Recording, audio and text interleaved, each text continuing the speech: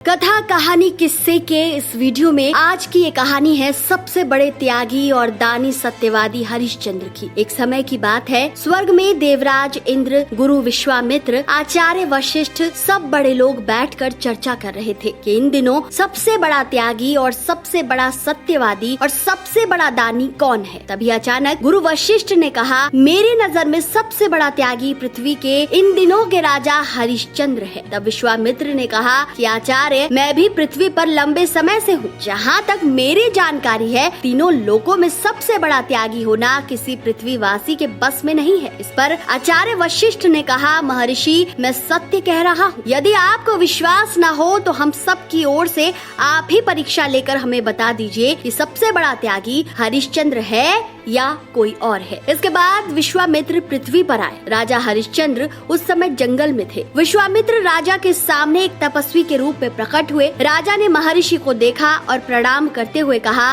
कि ऋषिवर, आदेश करिए, मैं राजा हरिश्चंद्र आपकी क्या सेवा कर सकता हूँ। तब विश्वामित्र ने कहा, राजन, मुझे अभी तो आवश्यकता नहीं है तुम्हारी सहायता की, पर मेरे मन में एक विशाल यज्ञ करने का विचार है। हो सकता है तुम्हारी कुछ मदद लगे और उस समय मैं तुमसे कुछ मांग लूंगा। राजा हरिश्चंद्र ने कहा कि मेरे वचन है कि मेरे राजमहल के द्वार आपके लिए 8 पहर खुले हुए हैं। कुछ समय बाद महर्षि विश्वामित्र राजा हरिश्चंद्र के भरे दरबार में आ पहुँचे। राजा ने उन्हें पहचान कर उनका खूब स्वागत किया और कहा, महर्षि, आपने बताया था यज्ञ के बारे में, कैसी तैयारी चल रही है। इसके बाद विश्वामित्र ने कहा, मैं इसलिए तो आपके पास आया हूँ, यज्ञ की तैयारी पूरी हो गई है, थोड़े दान की आवश्यकता है, पर समस्या ये है कि मुझे लग नहीं रहा कि मैं तुमसे वो दान मांगूं और तुम मुझे दे दोगे। राजा ने कहा, ऐसा कैसे हो सकता है, वचन दिया है, आप मांगिए तो सही, मैं अपना प्राण दे सकता हूँ आपको। फिर महर्षि विश्वामित्र ने कहा, ठीक है, अब इतना विश्वास दिलाते हो तो मांगने का साहस कर ही लेता हूँ, हालांकि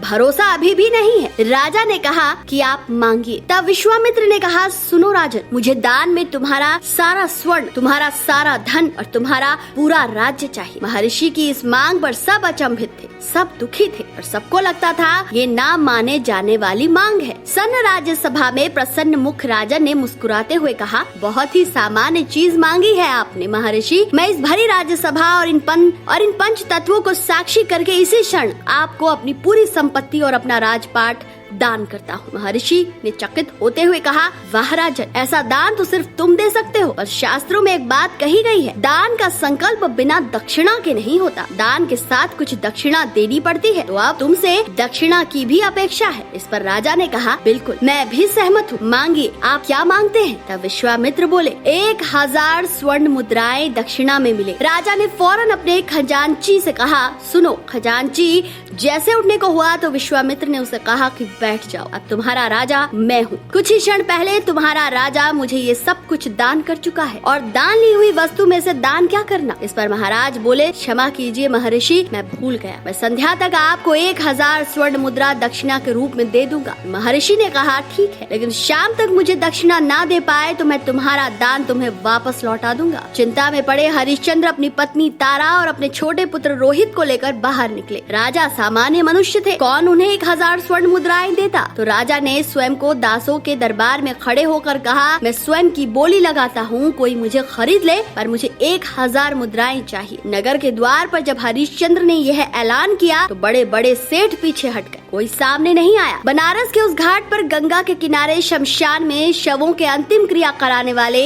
एक डोम ने सोचा, दास की तो मुझे भी आवश्यकता है। उसने हरिश्चंद्र को 1000 स्वर्ण मुद्राएं देकर कहा कि जाओ, मैंने तुम्हें खरीद लिया। उस 1000 स्वर्ण मुद्राएं को महर्षि को दक्षिणा के रूप में समर्पित किया और शाम होने तक अपने मालिक यानी उस डोम के यहाँ राजा लौट आए। अब चूंकि पति स्वयं को बेचकर दास बन चुका था, इसलिए पत्नी का भी पति पर कोई अधिकार नहीं था। जिस महारानी के सुंदर शरीर को धूप छूने से पहले दरबार से आज्ञा लेती थी, वो छोटे से घर में सुविधाहीन जीवन से लड़कर इतनी मलिन हो गई थी कि पहचान में नहीं आ रही थी। अचानक एक दिन दुर्भाग्य ने और बड़ा विष रोपा। आधी रात हरिश्चंद्र शमशान की व्यवस्था देख रहे थे कि एक स्त्री के रोने की आवाज उन्हें सुनाई दी। एक स्त्री हाथ में एक छोटे बच्चे का शव लेकर खड़ी थी। उन्होंने पूछा कि आपको क्या समस्या है। घूंघट डाले उस स्त्री ने कहा कि मेरा इकलौता बच्चा आज बाहर खेलने गया था, एक जंगली सांप ने उसे काट लिया और उसकी मृत्यु हो गई। मेरे पास धन नहीं है कि मैं इसका कफन आदि का प्रबंध कर सकूं। जब वो कह रही थी तभी हरिश्चंद्र को लगा कि ये आवाज पहचानी हुई है। हरिश्चंद्र ने कहा, आपके पुत्र का नाम क्या है? इस पर उन्होंने कहा, मेरे पुत्र का नाम रोहित है। और आपका नाम क्या है? तब उन्होंने कहा, मैं तारा हूँ श्रीमान। राजा ने उसका चेहरा उठाकर देखा तो वो उसकी पत्नी थी। दोनों पति पत्नी रोने लगे। बच्चे का शव नीचे रख दिया गया। अब तारा ने कहा, स्वामी इसके अंतिम संस्कार की व्यवस्था करिए। हरिश्चंद्र ने कहा, वो तो ठीक है, लेकिन कफन के बिना इसका अंतिम संस्कार नहीं हो सकता और कफन के लिए इस शमशान का मूल्य चुकाना होगा। तारा ने कहा कि प्रभु आप तो जानते हैं कि मेरे पास तो फूटी कौड़ी भी नहीं है। हरिश्चंद्र ने कहा, मैं अपने स्वामी का दास हूँ और स्वामी की आज्ञा है कि किसी भी व्यक्ति से बिना मूल्य लिए शमशान में इसका अंतिम संस्कार नहीं करना। दोनों के सम्मुख एक अजीब संकट था। तीनों लोगों ने वो दृश्य देखा। बाहर से आए हुए आभूषणों से लदी रहने वाली, रेशम से बनी हुई साड़ियाँ पहनने वाली महारानी ने एक अपने सूती साड़ी के आधे टुकड़े को फाड़ा और कहा कि मैं आधी साड़ी से अपना शरीर ढक लूंगी और आधी का आप कफन लेकर अपने पुत्र रोहित का अंतिम संस्कार करके अपने कर्तव्य का पालन करें। तभी आकाश में बिजली कड़की। तीनों लोगों के देवता इस दृश्य को देखने लगे। महर्षि विश्वामित्र प्रकट हुए और उन्होंने भीगी आंखों के साथ हरिश्चंद्र को गले लगाया और उन्होंने कहा, वत्स ये केवल तुम्हारे और तुम्हारे कुल का ही साहस है जो सत्य, निष्ठा और त्याग की इतनी बड़ी परीक्षा में तुम सफल रहे। मैं तो देवताओं के कहने पर तुम्हारी परीक्षा ले रहा था। वत्स मैं आज तुम्हारा सारा धन, तुम्हारा वैभव, तुम्हारा राज्य तुम्हें लौटा रहा हूँ और देवताओं के आशीर्वाद से तुम्हारे पुत्र को पुनः जीवन दान दे रहा हूँ। जब तक इस पृथ्वी पर तुम जैसे राजा है, स्वर्ग तक धरती का जयगान होता रहेगा। कथा कहानी किस्से के इस वीडियो में इतना ही। वीडियो अगर पसंद आया है तो इसे अधिक से अधिक लाइक और शेयर जरूर कीजिए।